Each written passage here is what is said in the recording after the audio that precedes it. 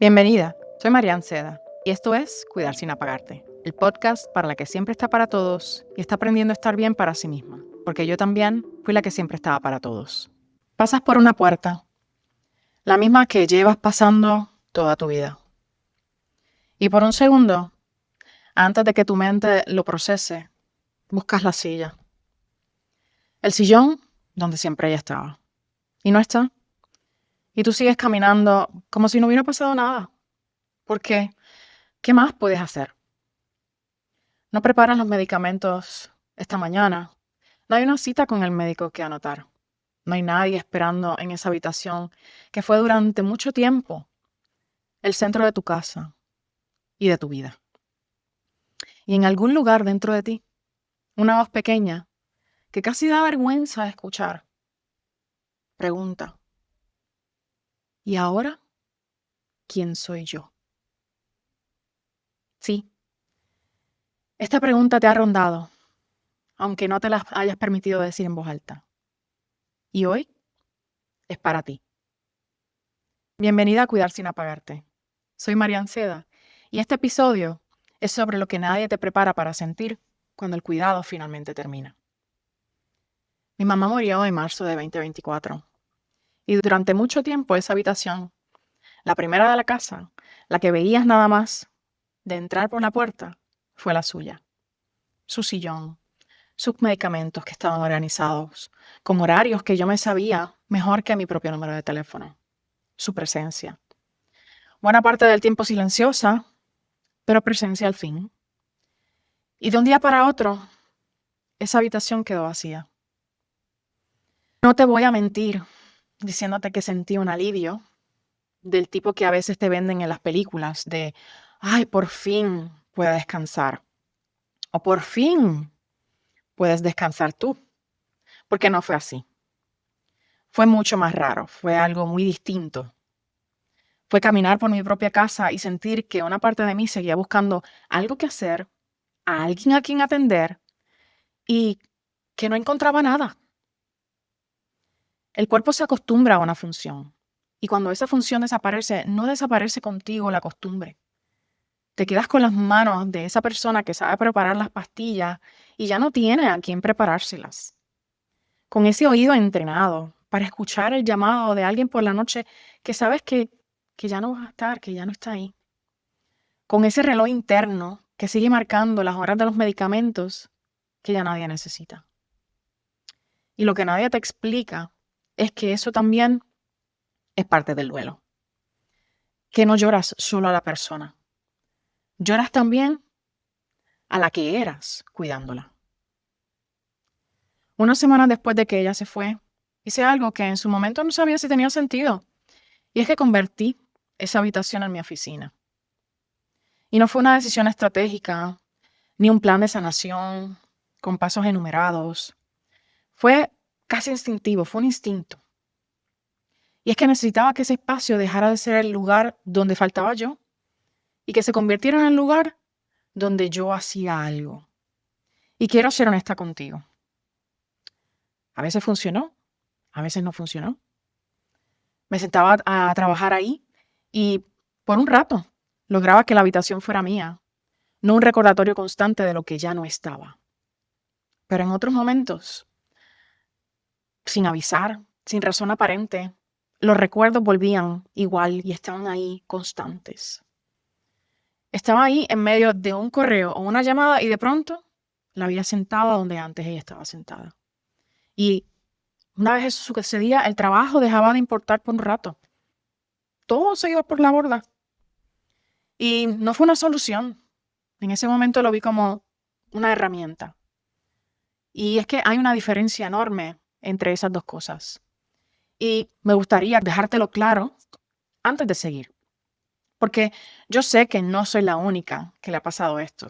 Ni mucho menos. Hay miles de cuidadores que han pasado por esta misma situación. Y quiero contarte un poco más.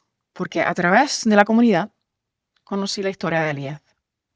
Elías dedicó 3 años, 24 horas al día, 7 días a la semana al cuidado de su madre. Y hace apenas un par de meses, su madre falleció. Y esto es lo que Elías compartió con sus propias palabras. Elías decía, me sentía que me iba a morir porque me quedé sola y con mucho tiempo, por lo que empecé a cuidar a otra señora y me siento más tranquila. Te lo voy a leer otra vez. Me sentía que me iba a morir, no por la pérdida en sí, sino por el tiempo, por el vacío, por no saber qué hacer con unas manos que de un día para otro, de repente, ya no tenían dueño a quien servir. Y lo que hizo Elías para sobrevivir a eso fue empezar a cuidar a otra persona. Yo lo convertí en un cuarto de oficina. Elías empezó a cuidar a otra señora. Distintas formas, mismo instinto, llenar el vacío con algo, lo que sea, antes de quedarnos a solas con él.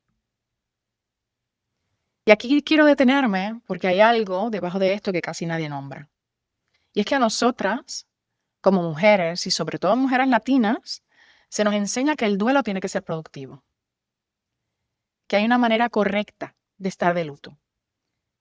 Y es que esa manera correcta muchas veces no incluye quedarte quieta, sin hacer nada, permitiéndote sentir ese vacío tal y como es.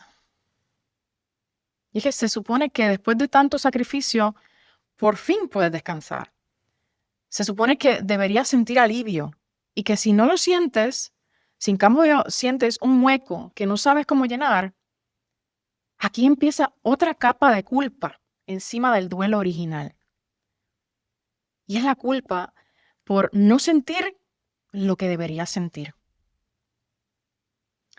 Y por eso muchas de nosotras como Elías corremos a llenar el vacío con otra persona a quien cuidar. Porque cuidar es lo único que sabemos hacer con nuestras manos y con nuestro tiempo. Porque si nos detenemos, eso se siente insoportable en el cuerpo. Porque nadie nos enseñó que el vacío en sí mismo también necesita ser atravesado, no solo llenado. Y con esto no te estoy diciendo que llenar el vacío esté mal. Yo lo hice con una oficina. Elías lo hizo con otra señora. Lo que te estoy diciendo es que llenarlo no es lo mismo que sanarlo. Y que está bien a veces que no funcione. Está bien que el recuerdo te llegue, que te alcance de todos modos. En medio de lo que sea que hayas puesto ahí para no sentir el hueco, el dolor. Y quiero con esto aportar, o sea, y quiero que esto no se quede solo en lo emocional. Porque sé que hay quien necesita algo más para creérselo del todo. Así que hablaremos de cómo se ve, cómo se siente y qué nos dice la investigación. Para las que como yo, a veces, necesitan la evidencia además del sentimiento. Y cuando hablamos de cómo se ve desde afuera, es esa mujer que sigue mirando el reloj a las 3 de la tarde, la hora exacta del medicamento, aunque ya no haya nadie que lo necesite. Es quien todavía reduce la velocidad al pasar frente a la puerta, la cierra, sin darse cuenta. Es la que contesta el teléfono más rápido de lo normal, por si acaso le están llamando para notificarle algo de su amado, de su ser querido. ¿Cómo se siente por dentro? Por dentro es esa sensación de estar flotando sin poder anclarse. Es no saber para quién haces las cosas ahora. Y la pregunta que suele venir es, ¿y ahora qué hago con mi tiempo? Y es que deja de ser una pregunta práctica y se comienza a convertir en una pregunta existencial. Es querer llorar y no saber exactamente a quién le está llorando. ¿Le está llorando a ella o a la que eras cuando la cuidabas? Y aquí ahora te comparto lo que dice la investigación, para quien necesita más que mi palabra. Y es que quienes estudian el cuidado de largo plazo le han puesto un nombre a esto. Esto sí tiene un nombre. Le llaman engullimiento del rol. Y pasa cuando el papel de cuidadora crece tanto durante tanto tiempo que termina ocupando el espacio de todas las demás partes de quien eres. Y esto no es una debilidad. Es simplemente lo que pasa cuando una tarea es tan constante y tan urgente como lo es cuidar a alguien que amas. Y hay algo más. Y esto puede sorprender a mucha gente, pero la investigación en parejas y familias de muchos años muestra que el sentido del yo se entrelaza con el sentido del otro. Y algunas personas le llaman notrosidad, que es cuando cuidas a alguien durante años y tu propio concepto de ti misma incorpora una parte de esa persona. Así que cuando ella se va, ella o él se va, no se va solamente ella. Se va también una parte de esa estructura con la que te reconocías a ti misma. Por eso no es exagerado sentir que perdiste una parte de ti, porque en cierto sentido, así fue. Perdiste una parte de ti. Y todavía hay más. Hay investigaciones con cuidadoras de personas con demencia que encontraron que hasta 1 de cada 5 experimenta un aumento en el duelo difícil y en la tristeza profunda después de que su familiar fallece. Más, no menos que mientras seguía cuidando. Te lo vuelvo a compartir. Después de que termina el cuidado, para muchas de nosotras es más difícil, no más fácil. Así que si tú sientes que esto debería ser un alivio y no lo es, no estás mal, no estás fallando. Estás viviendo exactamente lo que la evidencia dice que es común. Y hay quien le ha puesto un nombre hermoso a estas etapas. Le dicen el vacío fértil. No fértil porque se sienta bien, sino porque es precisamente en ese espacio vacío donde algo nuevo tiene lugar para crecer. No ahora, quizás no todavía, pero ahí, eventualmente. Y antes de seguir, necesito reírme un poco de mí misma, porque si no, esto se pone muy pesado y tú también necesitas respirar. Y es que cuando mi hijo Mateo tenía casi 2 años, pasó por una cirugía fuerte, un tumor en el riñón. Y después de la operación, había ciertos movimientos que tenía absolutamente prohibido hacer. Nada de saltar, nada de estirarse de cierta forma, nada de moverse como el terremoto que era ese niño desde que nació. ¿Y qué hacía Mateo?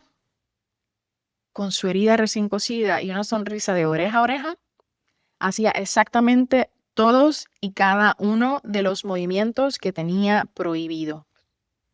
Como si su cuerpo de 1 año y 11 meses hubiera decidido que las instrucciones médicas eran más una sugerencia que una regla. Y yo vivía en un estado de histeria permanente, persiguiéndolo por toda la casa, tratando de explicarle a un bebé de menos de 2 años por qué no podía brincar. Y él feliz, completamente feliz, ajeno a mi terror. Y en algún punto tuve que reírme, porque ¿qué más podía hacer? A veces la vida te pone en situaciones tan absurdas que la única opción que te queda es reírte con ella, aunque por dentro estés temblando. Ese niño hoy tiene 10 años. Está sano, sigue siendo un terremoto y yo sigo aprendiendo. Cada vez que la vida me pone contra la pared. Que reírme no significa que no me importe. Significa que sigo viva, aquí, presente. Y esto me lleva a lo que quiero dejarte hoy. Algo que llamo ponle un trabajo nuevo al vacío. No es una fórmula mágica y no te promete que el hueco desaparezca. Lo que te ofrece es un lugar concreto donde poner las manos mientras aprendes a convivir con lo que falta. ¿Cómo funciona? Lo primero, nota cuál es tu habitación vacía. No tiene que ser literal como la mía. Puede ser una hora específica del día, una hora en la que siempre le dabas los medicamentos y que ahora te encuentras sin hacer nada. Puede ser una silla, un mueble, un cajón. Puede ser incluso una rutina completa, como preparar comidas especiales que ya nadie necesita comer, porque le preparaba sus comidas especiales para ella y ahora no tienes a quién preparárselas. Y aquí, una vez lo identifiques, dale un nuevo trabajo. Algo pequeño, no tiene que ser grande, algo concreto. Y esto no quiere decir que te mudes de casa, ni que reinventes tu vida entera de un día para otro. Una sola cosa, algo específico. Esa hora del día que antes era de medicamentos, ¿qué podrías ponerle ahora? 10 minutos de algo tuyo. Esa silla vacía, podrías moverla, cubrirla, cambiarle el propósito, venderla, aunque sea simbólicamente. Y una vez hayas hecho esto, vamos a lo más importante. Y es que si el recuerdo te llega, de todos modos, y puede pasar, a mí me pasó, aunque ya le hayas dado un trabajo nuevo a ese espacio, eso no significa que la herramienta ya falló. Significa que estás viva y que amaste a esa persona de verdad. Y el objetivo nunca fue borrar el vacío. Simplemente fue darte un lugar donde pararte mientras aprendes a caminar con él. Si esto que compartí te tocó de alguna forma, si reconoces ese cuarto vacío, esa pregunta de ¿y ahora quién soy? Que nadie más parece entender, quiero invitarte a algo. Y es que preparé una masterclass gratuita que se llama La culpa silenciosa de las cuidadoras. Ahí profundizamos en todo esto. El duelo, la identidad, la culpa que se cuela incluso cuando ya hiciste todo lo que pudiste. Es un espacio para nombrar lo que sientes, sin prisa, sin juicio. Encuentras el enlace en la descripción de este episodio o en cuidarsinapagarte.com/la culpa silenciosa de las cuidadoras. Hoy quiero dejarte diciéndote que no tienes que saber todavía quién eres sin ese rol que ocupó tantos años en tu vida. Nadie sabe de inmediato. Yo tampoco lo sabía. Lo único que te pido es que le des un trabajo nuevo a tu vacío, aunque sea pequeño, y que si el recuerdo te alcanza de todos modos, si aparece la historia, te des el permiso de sentirlo, sin culpa, sin apuro. Gracias por acompañarme hoy. Nos escuchamos en el próximo episodio. Gracias por acompañarme hoy. Si algo de lo que escuchaste te resonó, compártelo con alguien que también lo necesite. A veces, el mayor regalo que le puedes hacer a otra cuidadora es hacerle saber que no estás sola. Recuerda, puedes seguir cuidando a quien amas sin desconectarte a ti misma en el proceso. Te espero en el próximo episodio. Y mientras tanto, cuídate también a ti.